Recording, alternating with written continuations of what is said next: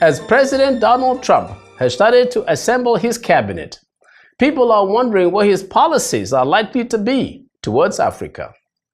As I said last time, African leaders would do well to engage Mr. Trump on how the continent is ready for trade and not aid.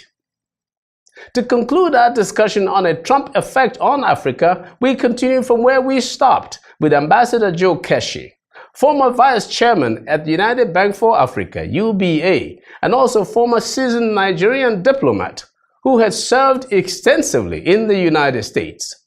Please join me in our continued discussion with Ambassador Keshi. With AGOA, the African Growth and Opportunity Act, because goods are coming from Africa into America duty-free, is Donald Trump winning there since he must win? Is that a win for him? No, it's not a win for him. And this is my fear that Donald might just look at the AGOA thing. Donald Trump might just look at the AGOA thing and decide it's not favorable to America and decide he wants to renegotiate or decides to cancel it completely or will not renew it when it's due for renewal in a few years' time. The other alternative is that he might actually take a very critical look at it and see that we Africans are not making good use of the opportunity and decide not to bother himself. But if he decides to renegotiate it, it would be on the basis that for goods coming in from Africa to America, we must also be prepared to buy American products. But the problem of buying American products is that they're very expensive. Yeah. But Nigerians are buying American products, they are not? Nigerians are buying American products, but they go to the United States, particularly our traders, they buy a lot, but the goods they buy in the United States because they are cheap. The goods they buy are not made in America. But they are just American spec goods. They're American spec goods that came into the, So AGOA, for now, we just but just for the sake of understanding, but what you're saying is that those goods are not picked up as merchandise trade because they are bought casually. They're bought casually. Yes. Some of our traders just go with 2-3 suitcases loaded with goods for their shops here in Nigeria. And not properly declared at the borders. No, they don't declare. They don't declare at anybody, and I'm not sure it reflects in the Ministry of Trade or the Central Bank list of tradable items or whatever. But the point is that for now, we just got to be cautiously optimistic that AGOA will survive. But if it doesn't survive, it will not surprise me. What would the optimism be based on? Well, based on the fact that he will look at do something for Africa? No, again, look at it that the Ministry of Trade, the Secretary of Commerce, and whoever becomes U.S. Trade Rep. U.S. Trade Rep, and whoever becomes the Secretary of State. And quite frankly, I'm not enthused by Mayor Giuliani, becoming.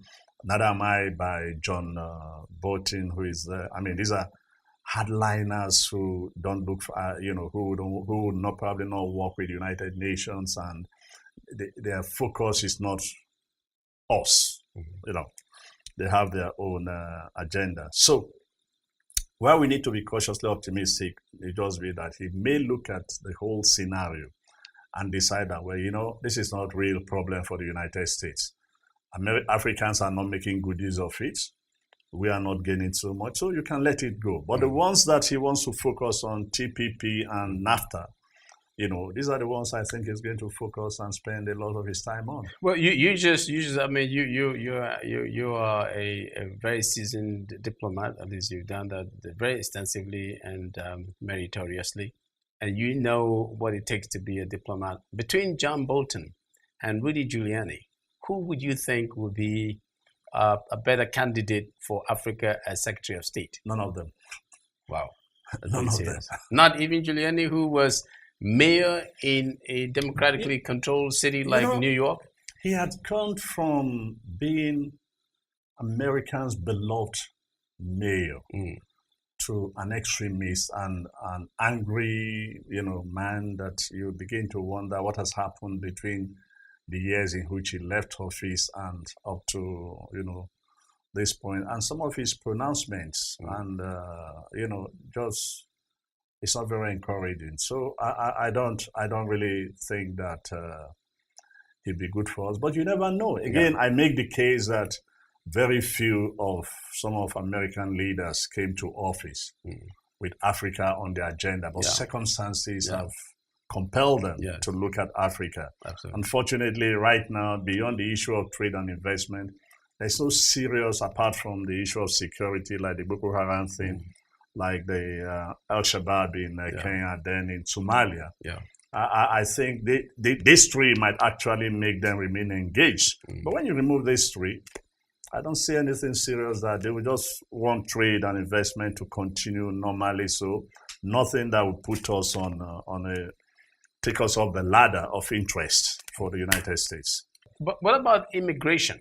Nigerians like to travel out to other countries and all that.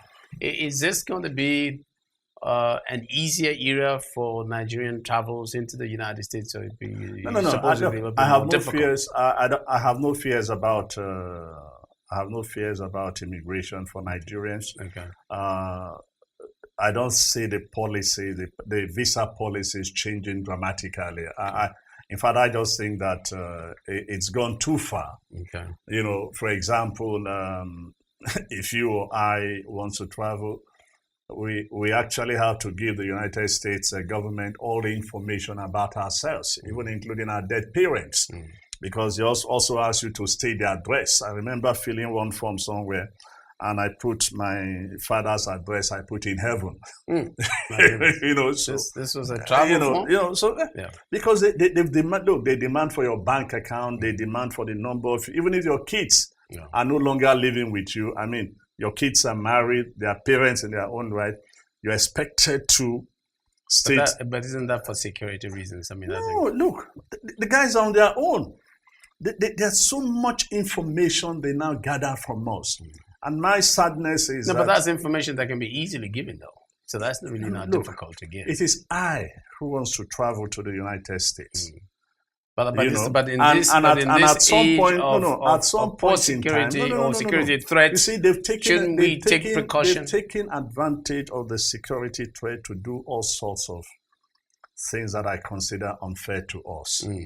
Look, the bottom line is, I do not think traveling back and forth would be a major problem for us. Like I said, I expect that Donald Trump is going to be pragmatic, obviously because of his New York values and because I think he said some of those things because he wanted to win. And bear in mind that in 1998 or 1989, he had actually said that if he decides to run, he said, I will run as a Republican and I will use Fox television because Republicans believe everything they hear in Fox. So, okay, well, let's switch just a little bit here.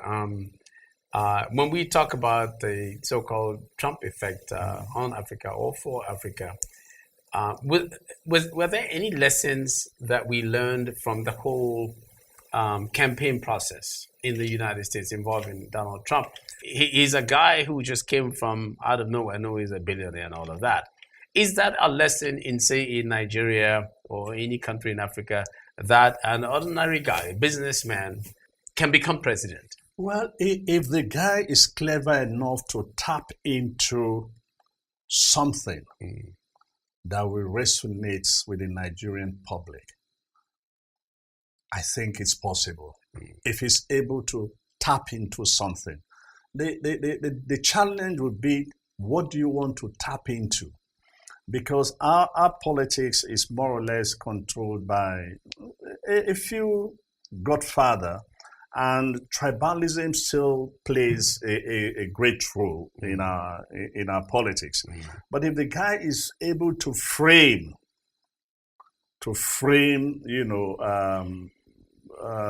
campaign yes, in a way that it will resonate with a number of people. For example, the large number of army of unemployed graduates, who I'm afraid we may wake up one day in this country and find out that we have a generation of graduates that may never work.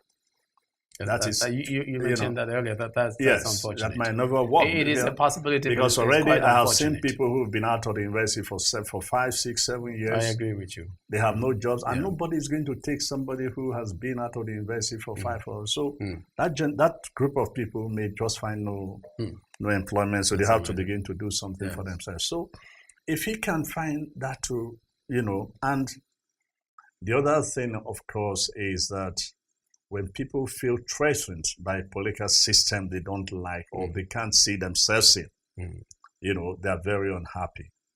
But at the same time, again, it's a lesson we got to learn here that our political leaders must begin to listen to the voice of the people.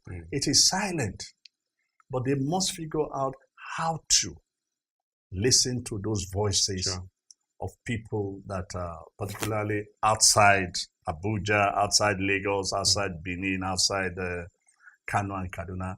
There are a large segment of Nigerians, when you go around the country, who are completely disconnected away from, whether from the state government, whether from the federal government, and so on. I was listening to a governor the other day says that he's going to try in his 4 years to create 200,000 jobs. You have more than 5 million or 7 million people in your state unemployed.